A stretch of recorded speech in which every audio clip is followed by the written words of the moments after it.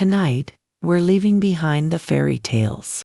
Not the ones with dragons or princesses, but the ones we were told about the Middle Ages. The shimmering castles, the gallant knights in shining armor, the brave, noble quests. They sound exciting, don't they? But the truth was far quieter. Forget the banquet halls and trumpets.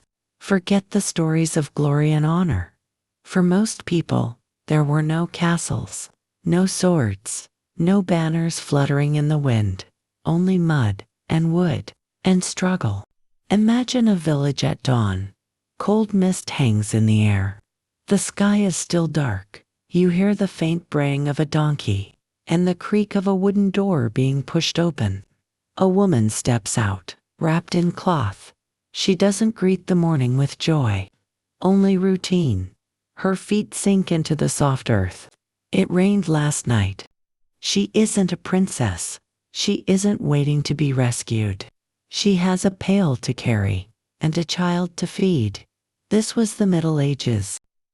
No books, no mirrors, no time for dreams.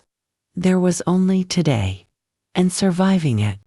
And yet, in this hard and humble life, there was a kind of rhythm, a quiet order. You rose with the bell. You worked with your hands. You shared what little you had. Some days were harder than others. But there was always the fire at night, the warmth of bodies beside you, the steady beat of seasons, one after another. So tonight, as you lay in your soft bed, under clean sheets, with the hum of a distant fan or the crackle of a fireplace, let's gently step back into a time where comfort was a hope and simplicity was everything. You open your eyes slowly. The air is cool. The floor beneath you is not wood or stone, but straw, dry in some places, damp in others. You feel something small crawl across your arm, a flea, maybe, or a beetle. You brush it away without thinking. It's part of the routine. Your bed is not your own. It's a pile of straw, shared with your family. Your siblings lie beside you. So do your parents. You all face the fire in the center of the room, its last embers glowing red in the early light. In the corner, a goat shifts and snorts. Yes, a goat. Because animals don't sleep outside, they sleep inside with you. Not because you love them, but because they give off warmth. And warmth is precious. There are no bedrooms, no doors, no privacy. Just one dark space, made of mud, wood, and smoke. The air smells like yesterday's stew, and old wool, and something else, something earthy. Maybe the floor itself. Outside, the village begins to stir.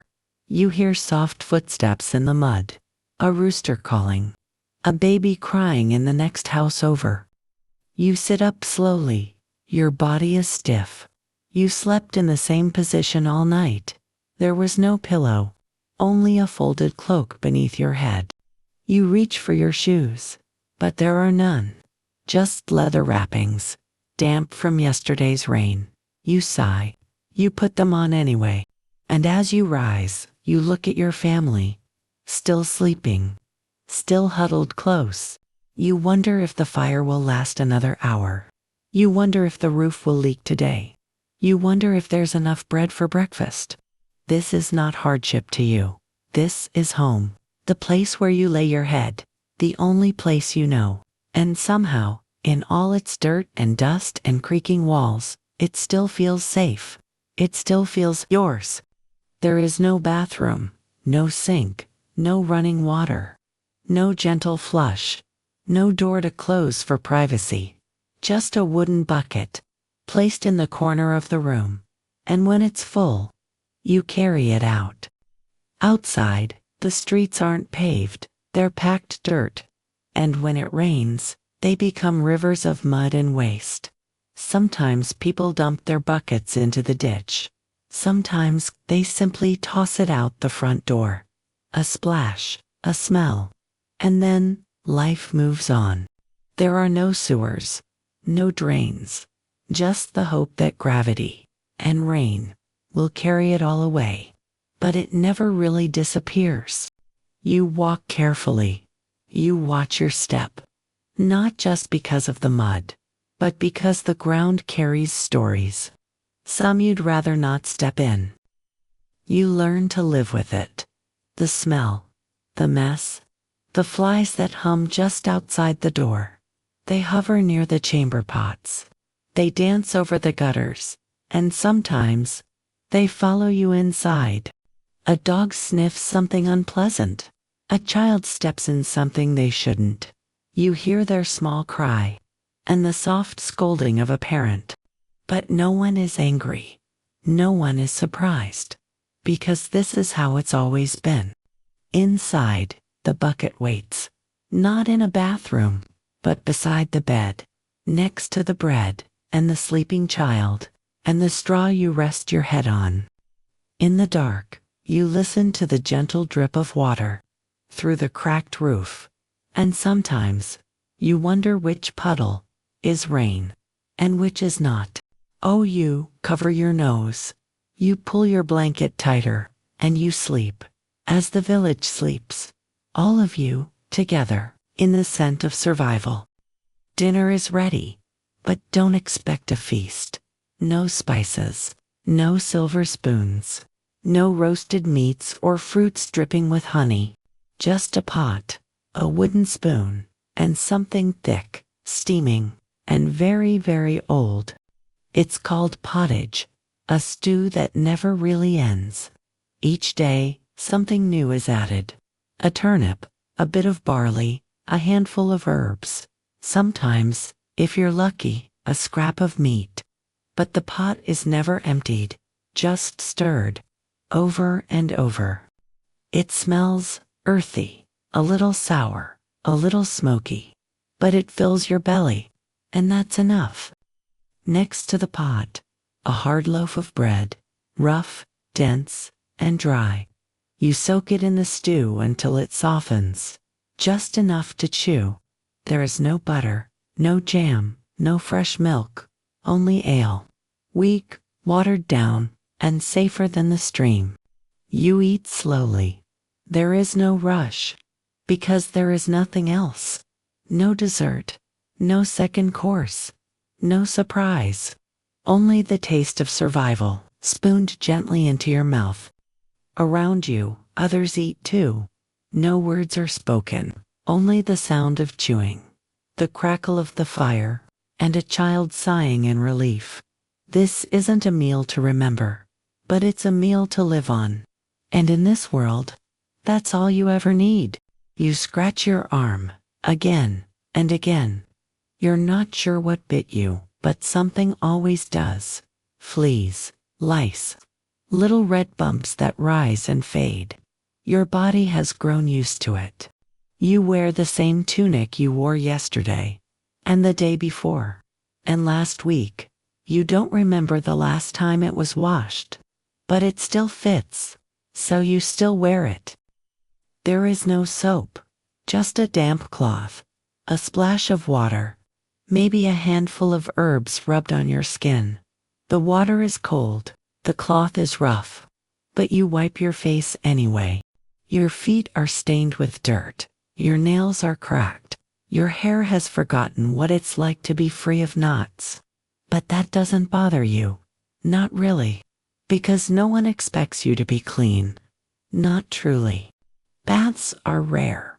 Some say dangerous. They believe water opens the body, inviting sickness, so you stay dry, stay dusty, and live longer for it. You know the smell. It's not pleasant, but it's familiar.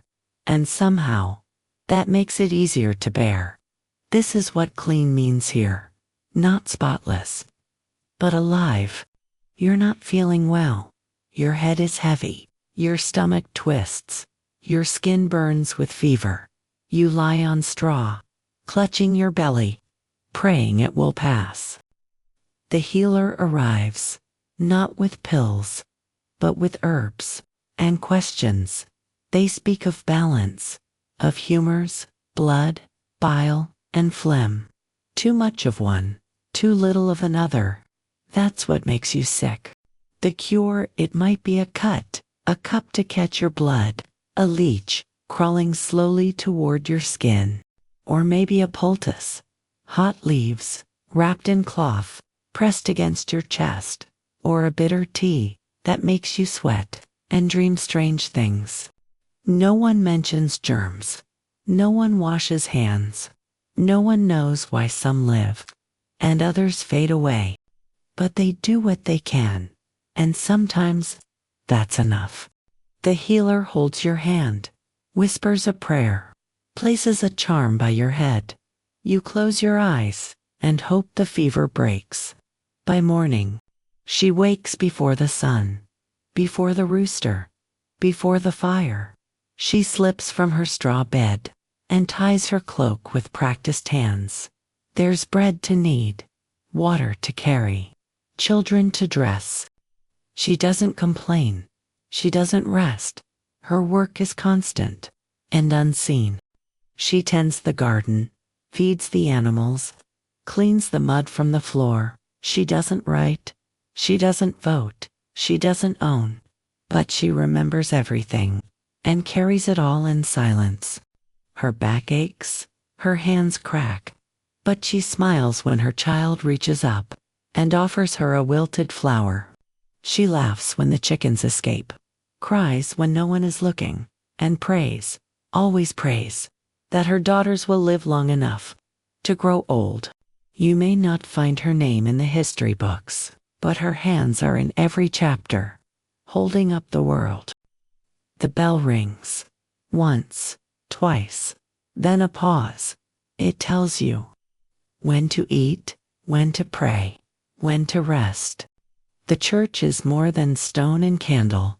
It is time itself. The calendar bends around it. The seasons shift for it. Your birth is recorded here. So is your death. You confess, you kneel, you are forgiven, if they say so. The priest reads from a book you cannot read, but his voice sounds like truth. He tells you of heaven, of sin, of mercy. You listen, not because you understand, but because you hope it's real. The church is not just God's house, it is the village's heart, its law, its memory, and whether you believe, or doubt, or fear, you always return. A man is tied to a post. He stole a loaf of bread, and now the whole village is watching. Children cover their eyes, but peek between their fingers. The punishment is swift, public, loud, a lash, a scream, a lesson. This is how order is kept, not in silence, but in spectacle. There are no prisons, no second chances. A thief loses a hand. A liar wears the mask of shame. A traitor, he loses his head. Justice is not hidden. It's displayed to remind you where the line is drawn. Some look away, others cheer. Most simply accept it, because that's what you do. When cruelty is normal, death is always close. It waits in puddles, in childbirth, in hunger, in a cough. You do not fear it. You expect it. You bury your children. Before they can walk, you lose friends. Over something as small as a splinter. You watch mothers fade. After their fifth child, you see strong men collapse in the field. There is no retirement, no growing old, just the hope that tomorrow still comes. But death is not always loud. Sometimes it is quiet, a final breath, a still hand, and then nothing. You close their eyes, wrap them in cloth, place a flower at their side, and dig. No gravestones, just wooden crosses, and memory. But life continues, always, and one day, when your time comes, someone will carry you through the same fields you once walked, and they too will sleep in straw that night, wondering if the rain will fall.